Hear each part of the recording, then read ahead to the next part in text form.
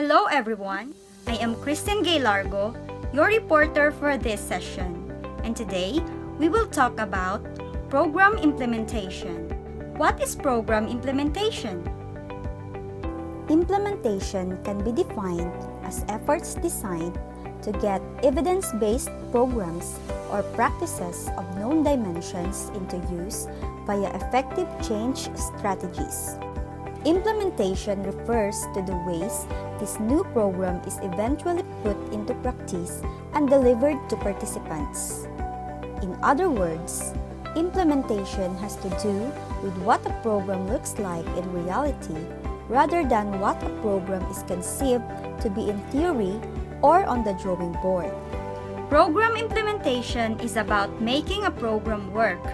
It includes who, what, where and how a program is set up and run. Effective implementation is more than a contributing factor in setting initiatives up for success. Research shows that the quality of implementation plays a significant part in bringing about outcomes. If a program is implemented poorly or even moderately well, its goals are unlikely to be achieved or the results will be less significant. With high-quality implementation, success is more likely. Effectively implemented programs stand a better chance of achieving intended outcomes and producing positive outcomes for children. Good implementation does not occur spontaneously or naturally, but requires careful planning, execution, and sustained attention. Why is program implementation important? Extensive research has confirmed that the level of implementation that is achieved has a strong influence on program outcomes. There have been many reports noting that as the level of program implementation improves, so do outcomes, sometimes to a substantial degree.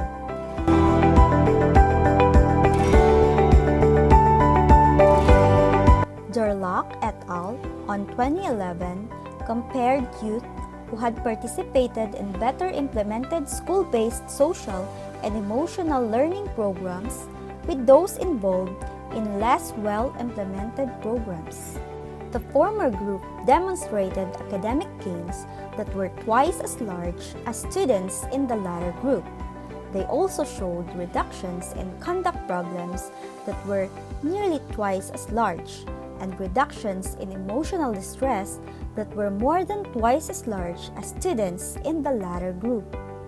In sum, with few exceptions, better implemented programs produce more benefits for their participants, while poorly implemented programs tend to yield only modest or no significant benefits. Therefore, it is extremely costly to ignore quality program implementation. Not only will participating youth be shortchanged, but also all the time, effort, and resources devoted to the program will not be well spent. The point is that quality implementation is necessary to increase the chances of being successful. In other words, when it comes to implementation, what is worth doing is worth doing well.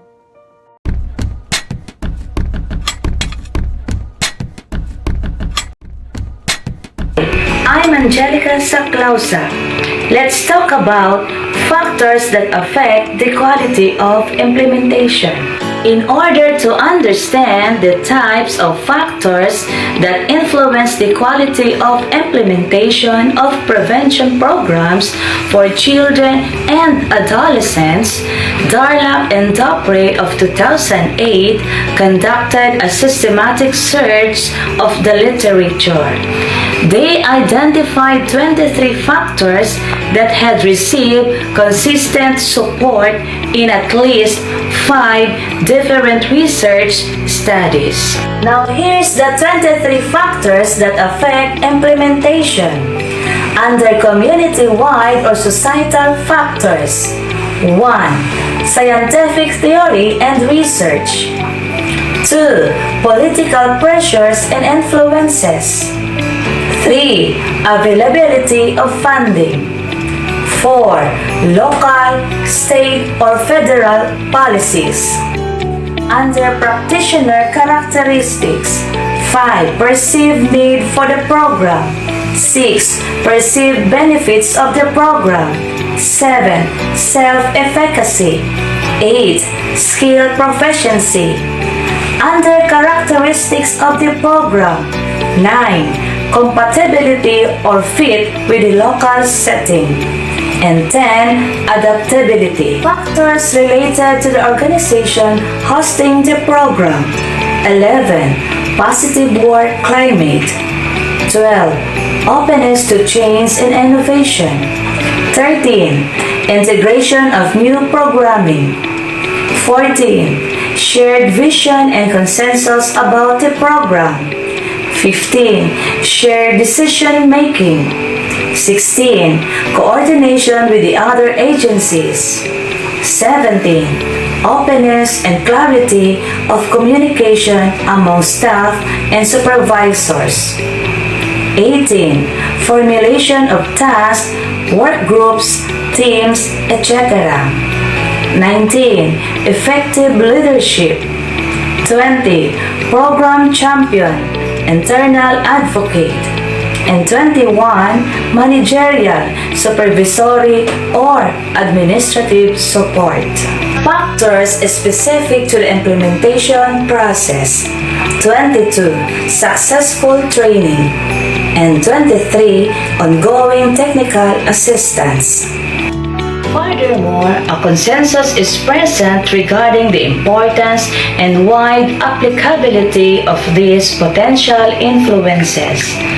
Other reviews that have focused on healthcare, child abuse and neglect, and domestic violence programs for adults, or both treatment and prevention programs for children and adults, have independently identified many of these same factors. Now here's the 14 steps and 4 temporal phases involved in quality implementation. For Phase 1, initial considerations regarding the host setting. Assessment activities. 1. Conduct a needs and resources assessment. 2. Assess the fit of the program with the organization. 3. Conduct a capacity or readiness assessment. Under decisions about adaptation. 4. How should fidelity and possible adaptation be decided? Under capacity building strategies. 5. Obtain explicit buy-in from critical stakeholders. 6. Build general organizational capacity. 7. Recruit implementation staff. 8. Effective pre-innovation staff training. Phase 2. Creating a structure for implementation. Structural features for implementation. 9. Create teams responsible for quality implementation. 10. Develop an implementation plan. Phase 3. Ongoing structure once implementation begins. Ongoing implementation support strategies. 11. Technical assistance or coaching or supervision. 12. Monitoring ongoing implementation. 13. Supportive feedback system. And for Phase 4, improving future applications. 14. Learning from experience. The relative importance of each factor and how different factors may interact to influence implementation has yet to be clarified, but it is important to consider their possible relevance in each situation. For example, some factors exist at the community level such as political pressures or policy mandates. and the availability of funding. Some are related to whether local practitioners perceive a need for the program and recognize its potential benefits, and others pertain to features of organization conducting the program, such as its work climate, openness to change, and task orientation. How do we achieve high-quality implementation? Because of the quality of implementation is so important to program outcomes, it is essential to learn what is necessary to achieve this level of implementation. There is now convergent evidence from implementation science about how this can be accomplished. Several authors have independently developed conceptual models or frameworks regarding from implementation can be carried out effectively based on the systematic research and practice in diverse areas such as healthcare, education, mental health prevention, treatment for adults and children, and management. Myers, Durlak, and Wandersman synthesized this literature and found there was consensus regarding 14 steps that were related to quality implementation, and they created the Quality Implementation Framework, or the QIF, to describe these steps. The QIF, which is divided into a 4-phase temporal sequence and also contains information on the major goals that should be accomplished, and each step is presented in Table 2. It is important to consider and effectively address each step in the implementation process. For example, before implementation begins, it is important to assess such issues as how will the program fits the setting, if staff holds realistic expectations about what can be achieved, whether there is genuine buy-in or acceptance for the new program, and how to train staff effectively for their new roles. Once implementation begins, ongoing technical assistance is needed to help staff implement with quality. It is also essential to develop and maintain a good monitoring and feedback system during implementation. This is because implementation often varies over time. Sometimes quality drops and other times it increases. Both types of changes have implications. If implementation drops to too low a level after a good start, there is a need to intervene quickly through professional development activities to improve implementation.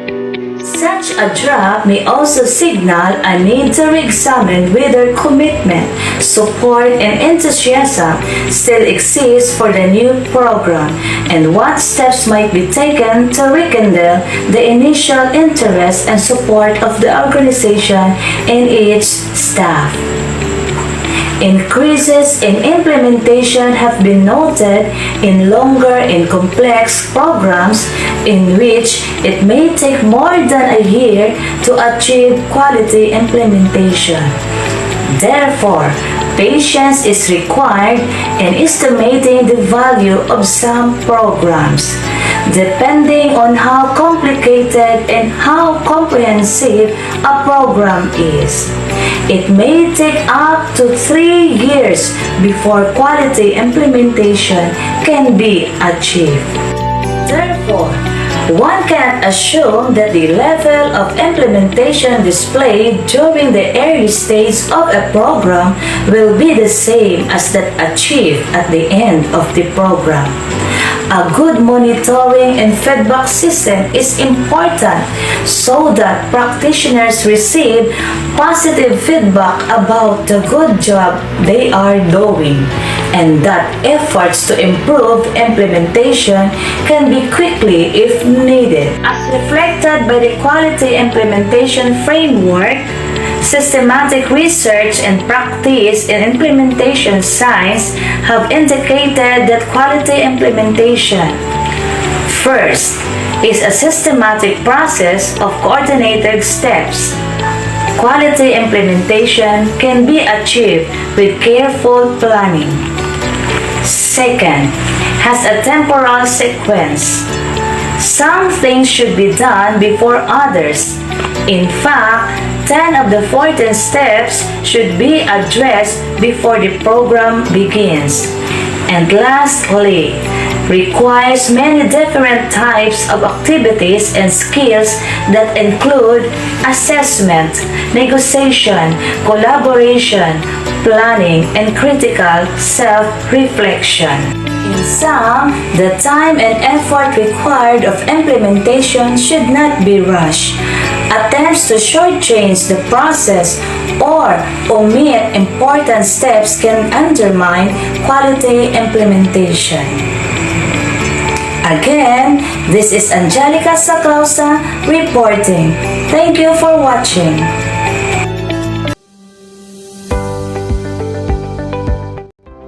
It is a mistake to believe that the responsibility for effective program implementation lies in the hands of frontline providers only. Implementation is everybody's business, and multiple stakeholders need to work collaboratively to attain mutual goals. One of the reasons that some attempts at implementation are not successful is because multiple stakeholders do not have a positive history of close and effective collaboration. Each stakeholder group has one or more key roles to play. This figure clearly shows that collaboration among stakeholders lead to quality implementation. For example, funders and policymakers must realize that time and resources are needed to achieve good program implementation. Some complex programs may need 3 to 4 years before a desirable level of implementation is attained. Administrators usually have to make some operational and organizational changes to accommodate program implementation. Trainers and consultants must be available to offer successful PDS so that staff members are adequately prepared for their new roles.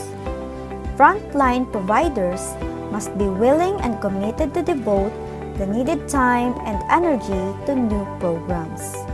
Even the potential benefactors of the program, for instance, youth and their families, may have a role to play in offering input regarding what is most needed and which specific activities and procedures would be best received and useful. Giving youth meaningful roles in the planning and delivery of new programs is one way to foster positive youth development.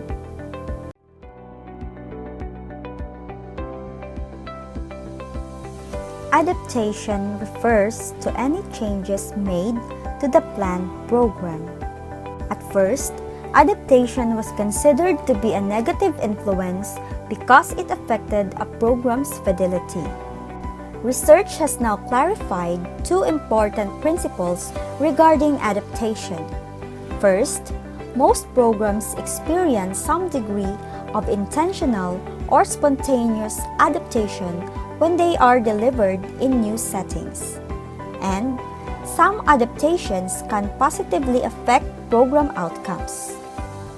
The important considerations are what types of adaptation occur, if they are intentional, agreed on, and part of the systematic implementation process, and whether the adaptations undermine, complement, or are unrelated to a program's active ingredients. If we want to put evidence-based programs to a fair and adequate test in the field, there is no alternative to effective implementation. That's all for this time. Again, this is your reporter, Christine Gay Largo. Keep safe, everyone.